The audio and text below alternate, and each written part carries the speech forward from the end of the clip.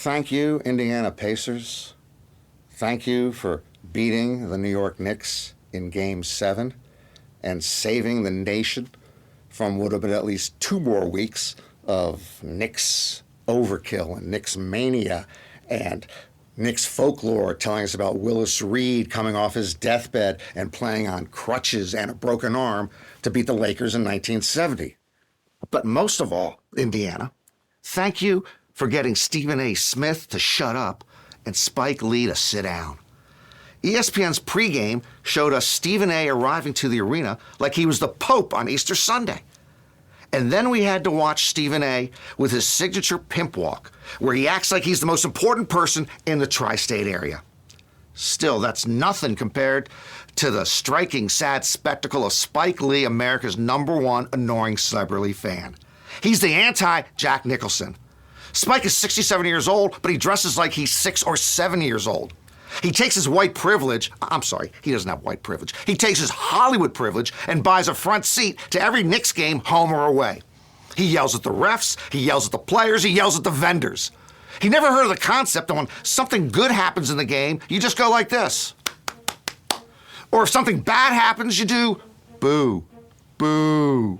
Rather, he stalks the sideline like a lunatic on the subway, terrorizing everyone within earshot. Because it ain't about the Knicks, it's always about Spike Lee. So thank you, thank you, thank you, thank you, thank you, thank you, thank you, thank you, thank you, thank you, Indiana Pacers. And Spike Lee, you do the right thing and sit your tired ass Brooklyn butt down before I go gambling mad! Norman Chad. Norman Chad. Norman Chad. And welcome to another edition of Gambling Mad. I'm your host, Norman Chad. Gambling Mad brought to you, as always, by Fritos. Picked every morning fresh off of Central California trees, direct to your retailer the same afternoon. And by the refreshing taste of Fresca. Is there anything better than Fresca? I don't think so. Fritos and Fresca, it's a meal. Coming up this week on Gambling Mad, Massachusetts has an interesting problem gambling situation. How come bowling now costs an arm and a leg? Ben Affleck and Jennifer Lopez are going through a rough patch. And we'll have the Mount Rushmore of diet soft drinks. But first, let's talk about Drake. Drake bet $565,000 on Tyson Fury to beat Alexander Usyk in their heavyweight title match. Fury did not win. Drake lost $565,000. Drake bet $615,000 on Francis Ngannou to beat Anthony Joshua back in March. Ngannou did not win. Drake lost $615,000. Drake bet $700,000 on Sean Strickland to beat Dricus du Plessis at UFC 297 in January. Strickland did not win. Drake lost $700,000. Drake bet $850,000 on Logan Paul to beat Dylan Dennis last October. Paul did not win. Drake lost $850,000. And Drake bet $500,000 on Israel Adesanya to beat Sean Strickland at UFC 293 last September. Adesanya did not win. Drake lost $500,000. We have an old expression in the Chad household. Once an accident, 5 times a trend. Drake even lost to Kendrick Lamar. Okay, Drake is, how should I say, a loser. Drake is a loser.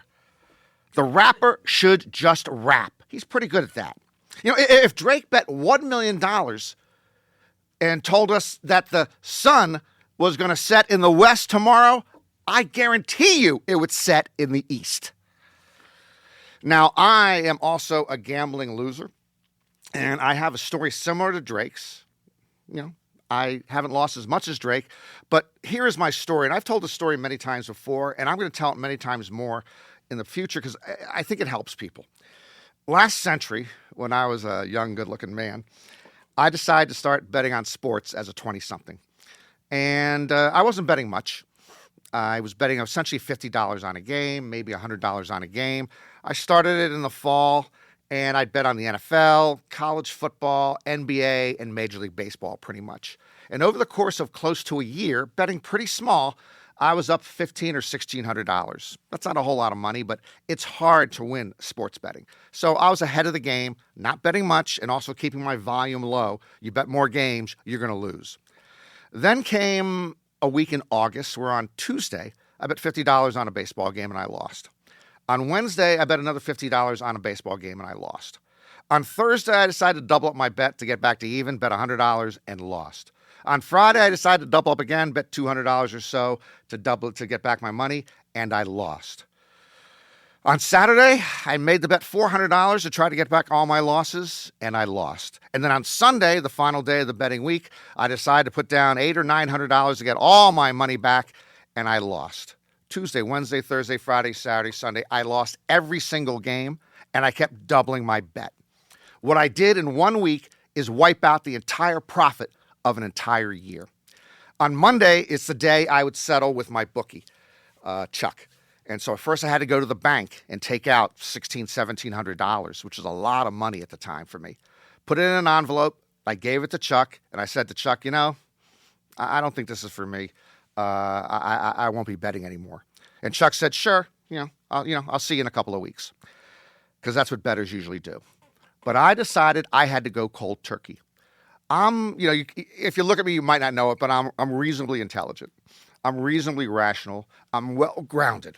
And I decided in 1 week, if I could lose control that way and keep doubling up my bet, well, this isn't a good thing to do. So I went cold turkey.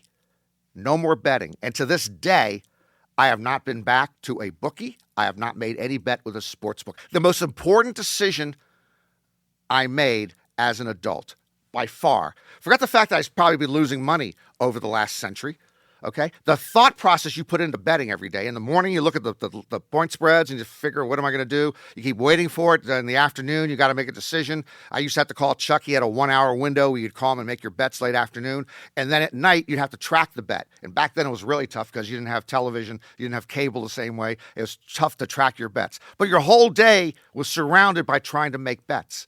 It's not a good living. It's not a good way to make a living, even if you make money. So that is my suggestion to you. You can bet if you want. If you can control yourself recreationally, go right ahead. But chances are you can't. You probably shouldn't bet. That raises the question, why am I the host of Gambling Mad? Hey, I got to make a living. I can be hypocritical. I don't bet, but I talk about betting. What are you going to do? Shoot me? It's my show. Time for Degen's Gonna Degen. Massachusetts legalized sports betting last year. The state's gambling helpline saw a huge increase in calls, as you might expect, according to the Massachusetts Department of Public Health's Office of Problem Gambling Services. Now, was this because of a surge in problem gambling? Not necessarily. Of the 2,069 calls to the gambling helpline between February and June of 2023, half of them were from people looking for technical support for their sports wagering mobile applications and platforms. Let me repeat that for those of you half asleep looking for cat videos. Half the calls to the problem gambling helpline were callers seeking tech help for their mobile sports apps. DraftKings and FanDuel would like to thank the state of Massachusetts for its TAC-funded tech support. I've never been fond of Boston sports fans, but I got to sympathize with their stupidity here. They are calling a problem gambling helpline to get help with problems they have with their gambling gadgets. I guess these are the same people who might contact a weight loss clinic for help finding their barbells and dumbbells. I hate Boston sports fans. It is now my solemn duty to offer a clarification, not a correction, but a clarification to our Mount Rushmore of soft drinks. That was Dr. Brown's Black Cherry, Canada Dry Ginger Ale, Orange Crush, and Coca-Cola. I need to put an asterisk next to Coke. Why? I forgot about Mexican Coke. Now, let me be abundantly clear on this topic. If I died and went to heaven, and there were no Mexican Coke there, I would only give heaven 3.5 stars on my Yelp review. My friends, Mexican Coke. Woo! If Donald Trump ever tasted Mexican Coke, he would stop trying to build that border wall. We want them flooding our border. We want them piling into America with truckloads of Mexican Coke. Now, I don't know if it's more sugar or better sugar or maybe a touch of cocaine, but Mexican Coke is a jolt of joy. If I had known about Mexican Coke 25 years ago, my second marriage would have lasted at least one more year. What, you all don't think I could have two different women agree to marry me?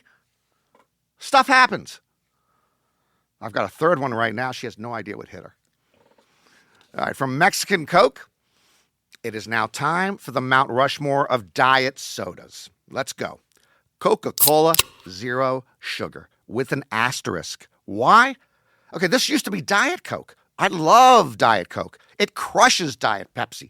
But some mid-level manager at Coca-Cola decided to tamper with the Diet Coke formula and somehow made it better. Then some mid-level manager decided to name it Coca-Cola Zero Sugar. That man should have been fired. No product should have the word zero in it. Zero is a losing number. Trust me, if you have zero in your bank account, you are a loser. But despite the name, Coke Zero is fabulous. Next, Dr. Brown's Diet Black Cherry. This Dr. Brown fella, I don't know what his first name is. I don't know what his medical specialty is. Not only does he find the best black cherries for Dr. Brown's Black Cherry Soda, but he also knows how to take the sugar out and make an equally delightful Dr. Brown's Diet Black Cherry. I hope Medicare covers Dr. Brown's Diet Black Cherry because I buy it by the case. Next, Diet Dr. Pepper.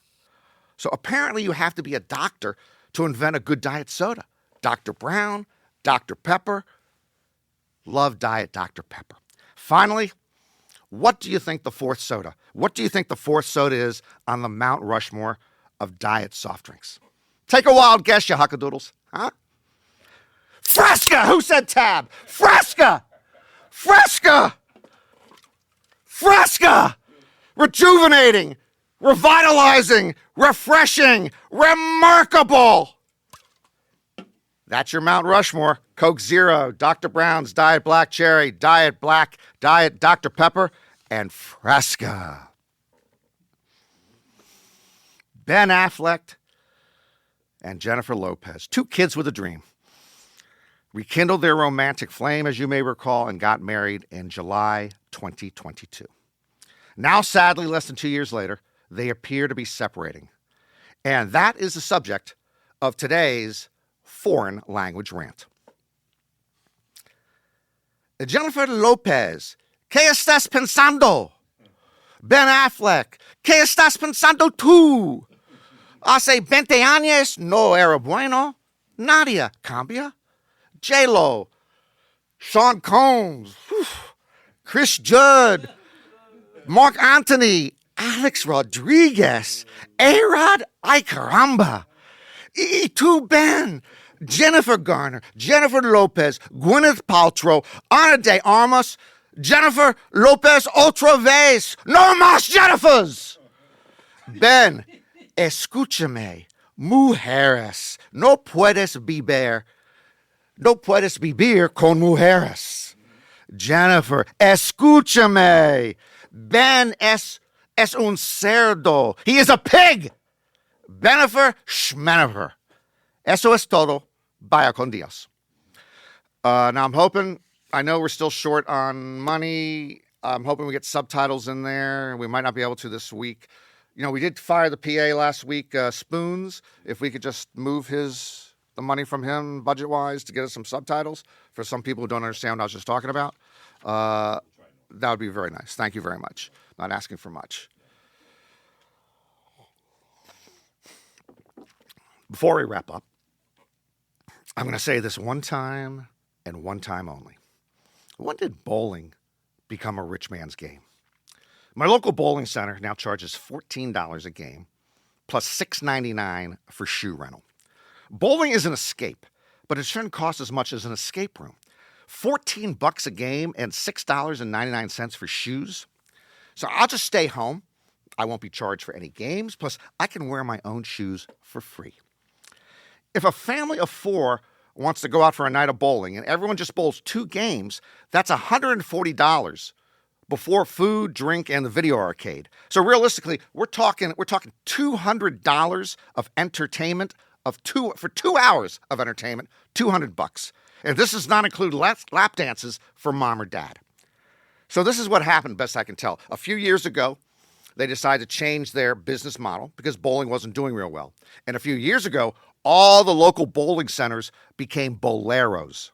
Bolero, I believe, is Spanish for better bring cash.